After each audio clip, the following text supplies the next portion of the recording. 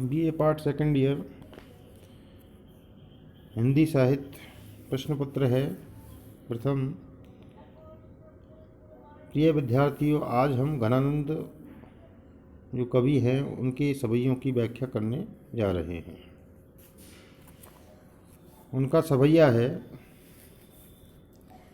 जासो प्रीति ताही निठुराई सो निपट नेह, कैसे करी जिए की जरनी सो जताइए, महानिर्दयी दई कैसे कई जीवाऊँ जीव, बेदन की बढ़वारी कहाँ लो दुराइए, दुख को बखान करी बेई कऊस रस नाते कई होती, एपे कहूँ बाको मुख देखन न पाई यई, रैन दिन चैन को न लेस कहूँ पइये भाग, आपने ही ऐसे दोष काहि सो धऊ लगाइए।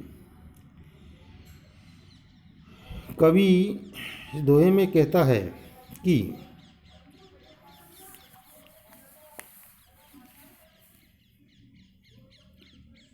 जो गृहिणी दिवा रात्रि वियोग में जलकर अपने प्रियतम को दोष न देकर अपने भाग को ही कोसती है, अर्थात कवि घनानंद है वो गृहिणी के रूप में खुद स्वयं को ही कोसते हैं। जासो प्रीति ताही निठुराई सो निपट नेह, वे कहते हैं कि जिससे मुझे प्रेम है उसे निष्ठुरता से अधिक अनुरक्ति है। जासो प्रीति ताही, जिससे मुझे प्रेम है, निठुराई सो निपट नेह, उसका प्रेम निष्ठुरता से अधिक है। फिर कैसे करी जिए की जरनी सो जताइए, फिर उसे किस प्रकार मैं अपने हृदय की पीड़ा को बताऊं, क्योंकि उसको तो निष्ठुरता से प्रेम है, इसलिए मैं अपने हृदय की पीड़ा को उसे किस प्रकार से बताऊं। महानिर्दयी दई कैसे कई जीवाऊँ जीव, वह तो निर्दय की चरम सीमा को पार कर गया है, महानिर्दयी है। हा देव, इस स्थिति में मैं प्राणों को कैसे जीवित रखूं और अपनी पीड़ा की अधिकता को कहाँ तक छिपाऊं। जीवाऊँ जीव, वेदन की बढ़वारी कहाँ लो दुराइए, वेदना की जो पीड़ा है उसको कहाँ पर मैं छुपाऊं। दुख को बखान करी बे को रसना कई होती, ऐसे कहूँ बाको मुख देखन न पाइए। गृहिणी कहती है कि यदि दुख का वर्णन करने के लिए मेरी जिह्वा समर्थ होती तो भी कुछ बात थी, अर्थात दुखावेग के कारण मेरी जिह्वा जो है भी दुख को व्यक्त करने में असमर्थ हो गई है। इस तरह से रैन दिन चैन को न लेस कहूँ पइये भाग, आपने ही ऐसे दोष काहि धो लगाइए। इस तरह से रात दिन किंचित मात्र भी चैन नहीं पड़ता, अपना भाग्य ही ऐसा है, अब किस स्थिति में उसे दोष दिया जावे, अर्थात यह तो मेरे ही भाग्य का दोष है। तो ये कहने का तात्पर्य यह है कि गृहिणी नायिका जो है वो स्वयं को ही दोष दे रही है, जो जिनसे वो प्रीत करती है उनको वो दोषी नहीं मानती है। इस दोहे के भीतर प्रेम की एक निष्ठा को प्रतिपादित किया गया है, जिसमें दोष स्वयं को दिया गया है, अपने प्रियतम को दोषी नहीं माना गया है। इस भाव की समर्थ व्यंजना वही है। यमक, अनुप्रास, पद्मेत्री अलंकारों का प्रयोग भी इस दो सवैये के भीतर देखने को मिलता है।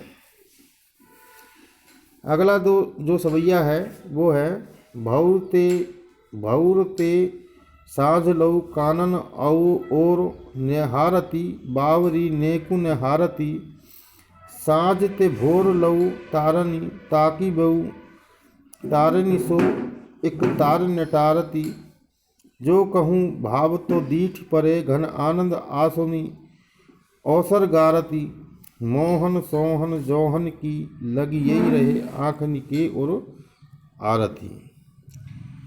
इसमें कवि वियोगनी की स्थिति का वर्णन करता हुआ कहता है कि वह गृहिणी जो है सुबह से शाम तक वन की ओर देखती रहती है।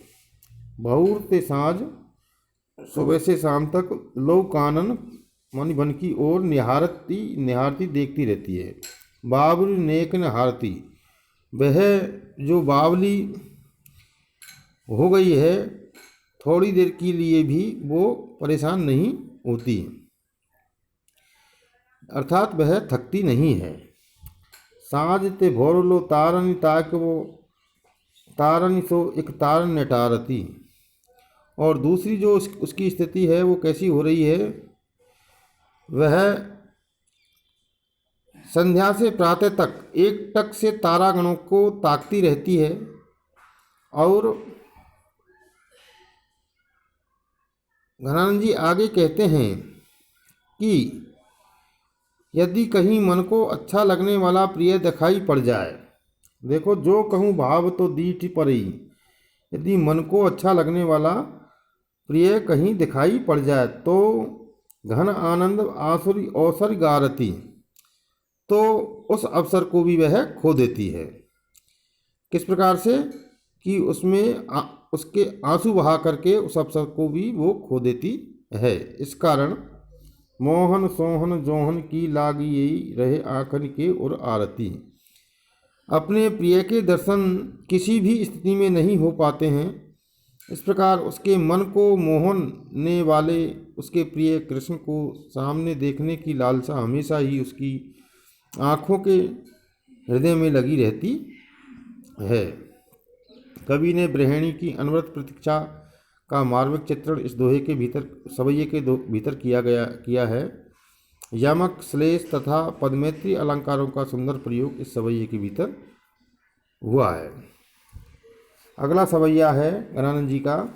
मीत सुजान अनीति करौ जिन हा हा ने हूजियई मोहि अमोही, डीठी को कऊ और कहूँ नहीं ठौर, फिरी द्रग रावर रूप की दोही, एक विसास की टेक गहे लगी आस रहे बसी प्राण बटोही, हो घन आनंद जीवन मूल दई कित प्यासनी मारत मोही। इस सवैये के भीतर प्रेमिका प्रिय के प्रति अपनी व्यस्तता और अनन्यता को स्वीकारती हुई प्रार्थना करती है कि हे मित्र सुजान, मीत सुजान, हे मित्र सुजान, अनीति करो जिन सहाहन हूजिए मोई अमोई। हे मित्र सुजान, तुम मेरे साथ अन्याय मत करो। मैं हा हा खाती हूँ, मुझे मोहित करके मेरी ओर इतने निष्ठुर मत बनो। मेरे नेत्रों में आपके ही रूप की दूही फिरी हुई है, अर्थात आपका ही रूप मेरी आँखों में समाया रहता है। दीठी को और कहूँ नहीं ठोर, फिरी द्रग रावे रूप की दोही। इस दृष्टि को अन्य कहीं दूसरी जगह पर जगह नहीं है। तुम्हारा ही रूप इस दृष्टि में निगाह में भरा हुआ है। एक विसास की टेक गहे लगी आस रहे बसी प्राण बटोही। मेरे प्राण रूपी राहगीर अब एकमात्र इस विश्वास का सहारा पकड़े और आशा लगाए हुए बैठे हैं, अर्थात मेरे प्राण भी तुम्हारी आशा में ही बैठे हुए हैं। कहने का भाव यह है कि आपके आने की आशा और विश्वास नहीं होता तो मेरे प्राण अब तक निकल गए होते। एक विश्वास की टेक गहे लगी आस रहे बसी प्राण बटोही, हो घन आनंद जीवन मूल दई कित प्यासनी मारत मोही। गणानंद कहते हैं कि हे प्रिय, तुम अत्यंत आनंद प्रदायक और प्राणों के आधार हो, फिर मुझे क्यों मार रहे हो। श्लेषार्थ में गणानंद जी यहाँ कहते हैं कि हे प्रिय, तुम आनंद के मेघ और जल के भंडार हो, फिर मुझे क्यों प्यासा मारे डाल रहे हो। इस सवैये के भीतर प्रिय के प्रति प्रेम की एकनिष्ठता और अनंतता यहाँ देखी जा सकती है। दूसरा, मुहावरों का सुंदर प्रयोग इसमें हुआ है। तीसरा, विप्सा, रूपक, श्लेष और छिका अनुप्रास अलंकारों का सुंदर प्रयोग इस सवैये के भीतर देखा जा सकता है। सातवां जो सवैया है घनानंद जी का वह है, प्रीतम सजान मेरे हित के निधान, कहो कैसे रहे प्राण जो अनखी अर सायो हों। तुम तो उदार दीनहीन आनि पर्यो द्वार, सुनिए पुकार याही कोलो तर सायो हों। चातकी है रावरो अनोखो मोहे आवरो, सुजान रूप बावरो बदन दर सायो हों। बिरह नसाय दया हिय में बसाए आए, हाय कब आनंद को घन बर सायो। कवि घनानंद इस दोहे में कहते हैं कि मेरी सुजान की प्रशंसा करते हुए कहते हैं कि उससे अपने ऊपर कृपा करने का निवेदन कर रहा हूँ कि मेरे प्रेम के आधार मुझे सबसे प्रिय सुजान बताओ, यदि तुम ही रूठकर आलस्य दिखाओगे तो फिर मेरे प्राण किस प्रकार रहेंगे, अर्थात बचेंगे। प्रीतम सुजान मेरे हित के निधान, कहो ये सुजान तुम ही बतलाओ कैसे रहे प्राण जो अनखी अरसायो हो। अगर तुम ही रूठकर आलस दिखाओगे तो मेरे प्राण किस प्रकार से रहेंगे। भाव यह है कि यदि तुम मिलने में आलस करोगे तो फिर मेरे प्राणों की रक्षा असंभव हो जाएगी, मेरे प्राण बच नहीं सकेंगे। तुम तो उदार दीनहीन आनि पर्यो द्वार, मैं दीनहीन हूँ और तुम उदार दिल के हो, अर्थात मैं दीनहीन, निर्धन तथा साधनहीन हूँ और तुम्हारे द्वार पर आकर पड़ गया हूँ। तुम उदार हो, उदार व्यक्तित्व के धनी हो। सुनिए पुकार याही खोलो तर सायो हूँ।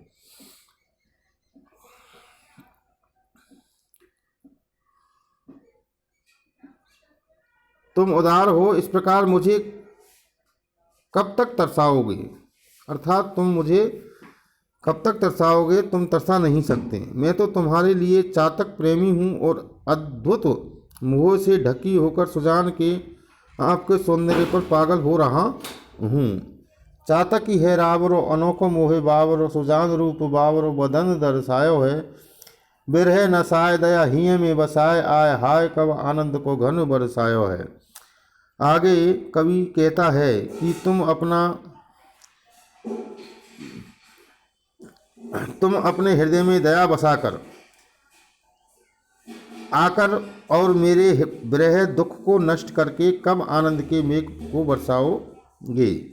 इस सवैये के भीतर, संपूर्ण सवैये के भीतर चातकता मेघ की प्रेमाशक्ति की छवि की यही छाया प्रेमी तथा प्रिय सुजान के प्रेम में देखने के लिए मिलती है। मुहावरों का व्यवहार सुंदर हुआ है।